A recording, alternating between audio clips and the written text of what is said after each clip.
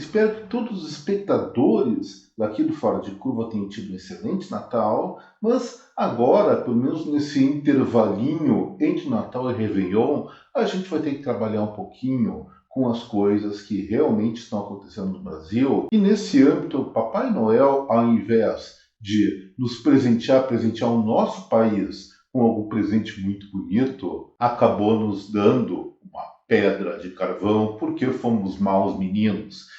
Não de uma maneira geral, mas em vários âmbitos, em várias frentes da nossa sociedade, especialmente no campo da economia. Meu nome é Eduardo Starosta e esse é o canal Fora de Curva.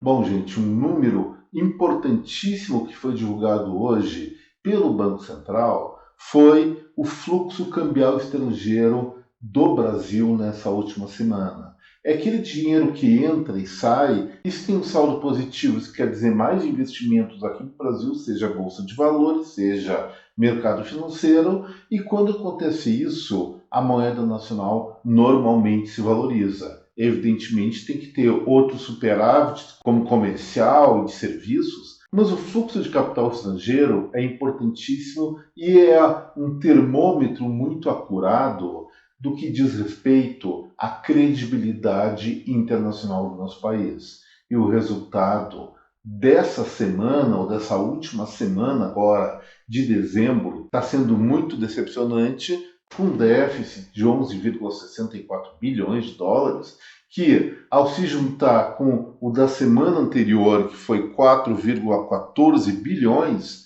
dá praticamente 16 bilhões de dólares, 15 e muito bilhões de dólares de déficit em apenas 2 semanas. Mas por quê? O que está acontecendo? Por que está saindo tanto dinheiro estrangeiro do Brasil, especialmente das aplicações financeiras? Poxa, o Banco Central subiu na semana retrasada a Selic a 12,25%, alta de 1 ponto percentual, exatamente para atrair esses investimentos estrangeiros. Seria esse o principal motivo, finalístico pelo menos, atrair esses investimentos estrangeiros para dar uma segurada ou dar uma consistência no giro da dívida pública. Mas isso não está acontecendo. Mas que raios, então o Brasil de uma hora para outra perdeu a credibilidade que tinha?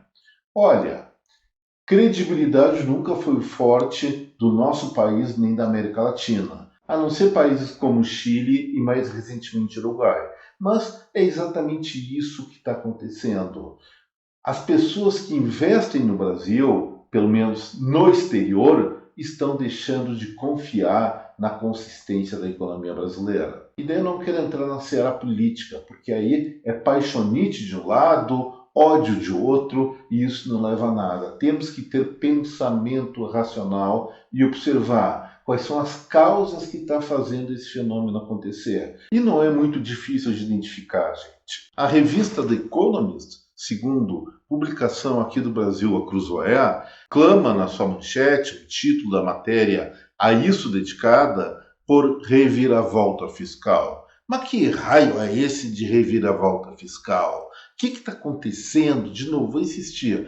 Por que reviravolta fiscal? O Congresso não acabou de aprovar essa semana a reforma tributária? O governo federal não anunciou semana passada um ajuste fiscal para conter uma elevação do déficit público? Pois é, isso foi feito. Só tem dois seguintes. O primeiro seguinte é que essa reforma tributária, que agora vai para a sanção presidencial, deve ocorrer essa semana ainda, aumenta a carga tributária do Brasil. E quem investe aqui, especialmente estrangeiros, e nós brasileiros também, não lhe agrada muito um Estado que aumenta o seu quinhão de receita em relação à renda de um país, em relação aos negócios do país. É exatamente isso que a reforma tributária faz. E ainda mais, quando o governo federal, com destaque para o nosso ministro da Fazenda, Fernando Haddad, e a ministra da Planejamento, Simone Tebet, foram explicar ou foram colocar no Congresso Nacional e para a sociedade brasileira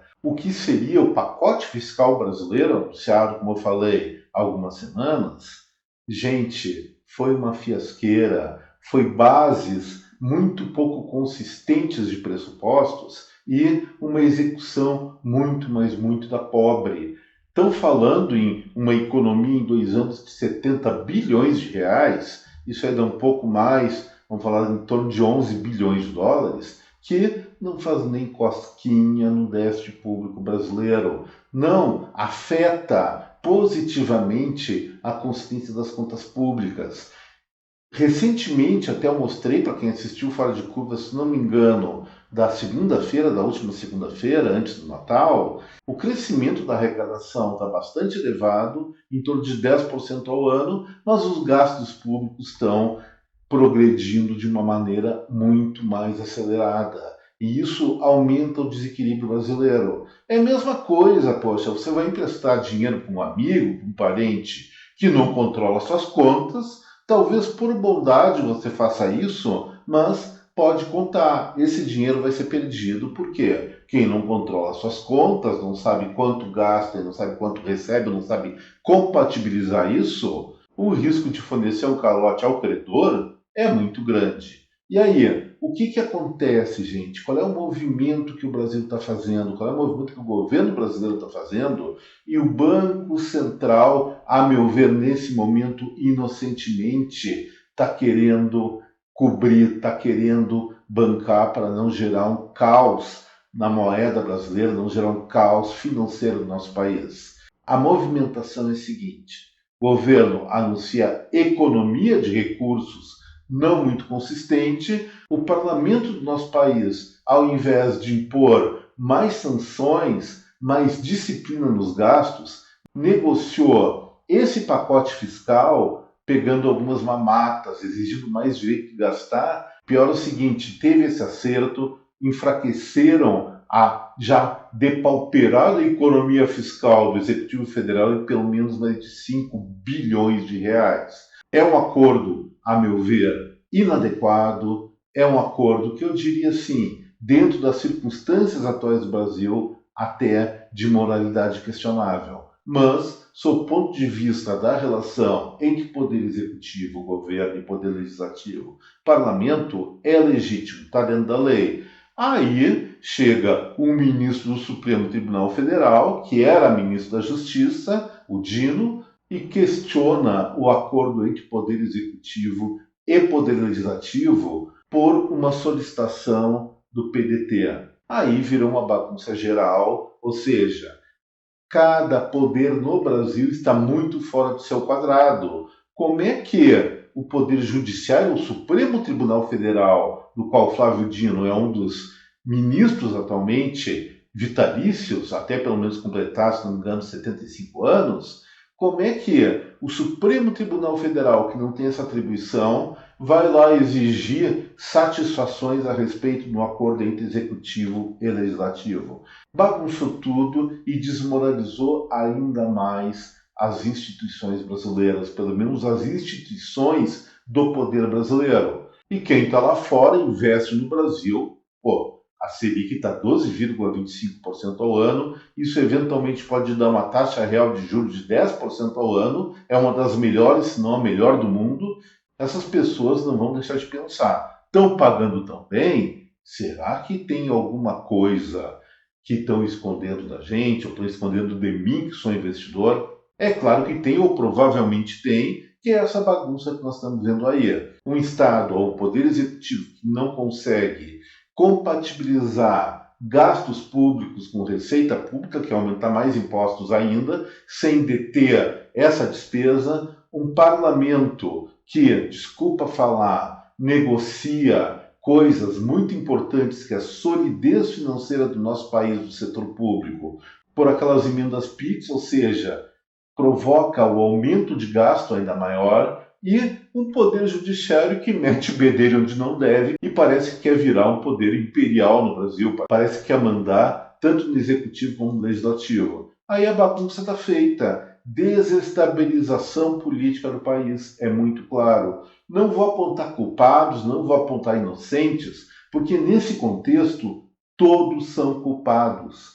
É rara a voz que se levanta no parlamento para exigir um pouquinho, eu não vou dizer de moralidade, não iria tão longe, mas pelo menos bom senso, gente. Os deuses terranos aqui no Brasil estão ficando muito loucos. E é isso que está acontecendo. E aí, continuando essa explicação, os investidores, especialmente do estrangeiro, e aqueles do Brasil que têm facilidade de enviar recursos para fora, lógico que vão começar a aumentar suas dúvidas a respeito de emprestar dinheiro para o Brasil, se o nosso país vai ter condições de honrar essa dívida ou não, ou quando pagar com uma inflação mais elevada, e esse é um risco sério que nós estamos correndo nesses próximos meses. O que esses agentes econômicos, essas pessoas, esses seres humanos vão pensar? Olha, a minha dúvida aumentou, então a minha segurança para investir diminuiu. Vou tirar o quanto eu posso de dinheiro, diminuir minha aposta no Brasil, porque o país está muito arriscado. E quando sai dinheiro, nós observamos essa desvalorização do real, que foi a maior dos países da OCDE, a mais de 20% agora em 2024, passando inclusive a Argentina, que mostra, sim, um processo de descredibilidade do país. E o Banco Central, o que faz? Começa a vender moeda estrangeira para evitar que a moeda brasileira se desvalorize demais, porque isso significaria um verdadeiro caos no sistema financeiro e também no dia a dia dos cidadãos do nosso país. E nessa brincadeira o Banco Central começa a vender dólar, faz as primeiras intervenções do governo Luiz Inácio da Silva e mesmo assim colocando em torno de 5% das reservas cambiais brasileiras, entregando essas reservas para conter a alta das moedas estrangeiras. Isso aí dá um pouco mais de 30 bilhões de dólares, vamos deixar 31 bilhões de dólares desde o início de dezembro até agora 26 de dezembro, e significa um pouco menos de 10% das nossas reservas cambiais. O que sim é relevante, mas mostra também que para se prevenir disso que se chama ataque especulativo ou crise especulativa, o Brasil ainda está muito bem calçado. Se teve que abrir mão desses 31 bilhões de dólares, tem mais 310 bilhõezinhos ali, um pouco mais, um pouco menos disso, guardados para continuar bancando essa aposta que o Banco Central certamente vai fazer isso. Porque o Brasil, sim, ele está vivendo uma crise especulativa. Faz muitos anos que nós não temos uma situação dessas e de forma tão intensa como está ocorrendo agora. Banco Central certamente vai continuar a vender moeda para tentar segurar a cotação do dólar e, eventualmente, achar um ponto de equilíbrio. E se no futuro essa especulação acalmar, aos poucos vai começar a comprar dólar novamente para compensar essa conta de reservas cambiais. Mas a grande dúvida é a seguinte: e se não acalmar, o que vai acontecer? Vai vendendo, vai detonar pelo menos grandes partes das reservas cambiais e o nosso país não vai ter credibilidade internacional nem nacional. Qual é a solução para isso? É hora do Ministério da Fazenda, Ministério do Planejamento, Governo Federal, Congresso Nacional e, por incrível que pareça, Poder Judiciário, que está muito fora do seu quadrado aqui no Brasil, colocarem a mão na consciência, não no sentido de ser bonzinho ou malvado, mas no sentido de enxergar as baboseiras que estão fazendo com a economia brasileira. E se não tiver a responsabilidade de ter corte efetivo de gasto público, o pior vai acontecer com o nosso país. Então, lembrado daquela crise que iniciou, aquela recessão que foi a maior da história brasileira, que começou no final de 2014, 2015 se aprofundou, pegou 2015, 2016, 2017, houve um processo de recuperação, início muito tênue até 2018, em vários setores produtivos do nosso país. Nós hoje produzimos menos, prestamos menos serviços, vendemos menos que no período pré-recessão, lá em 2014, 2013. Vai acontecer alguma coisa mais ou menos parecida se não houver agora, a partir de 1º de janeiro, então daqui a alguns dias, um efetivo controle, um efetivo disciplinamento das contas públicas. Vamos repetir a Argentina antes de Milei e ter que contar com um cara como o atual presidente daquele país, não ele efetivamente, mas alguém com ideias similares, para buscar, através de um aprofundamento recessivo inicial, a regularização, a recuperação do nosso país. Espero que isso não seja necessário. Mas parece que governo federal, parlamento brasileiro e judiciário não estão nem aí para a real consequência dos seus atos. Querem ganhar parada, querem ganhar queda de braço, que um está jogando contra o outro para dizer eu que mando nessa porcaria aqui. Essa porcaria é o Brasil, gente. Os três poderes estão desrespeitando muito o nosso país e a população brasileira. E eu fico aqui, então, deixo essa reflexão com vocês. É bom estarmos de olho muito aberto no decorrer de 2025, porque se isso não gerar, se essa crise atual não gerar um pouco mais de disciplina fiscal, especialmente controlar a despesa pública, que está se exacerbando em muitas frentes desnecessárias, desculpa falar quem se sentir doído com isso, mas um país pobre não pode estar investindo 18, 20, 30 bilhões de dólares em incentivo à cultura quando tem outras prioridades, pelo menos nesse momento. Deixo vocês com esse pensamento, espero que vocês tenham apreciado o conteúdo desse vídeo. Gente, e se gostaram desta película, não esqueçam do like, do compartilhamento desse vídeo com a sua rede de contatos, e aqueles ainda não inscritos aqui no Fora de Curva, eu faço o meu convite para a inscrição no canal. Um forte abraço a cada um de vocês, até breve, tchau gente!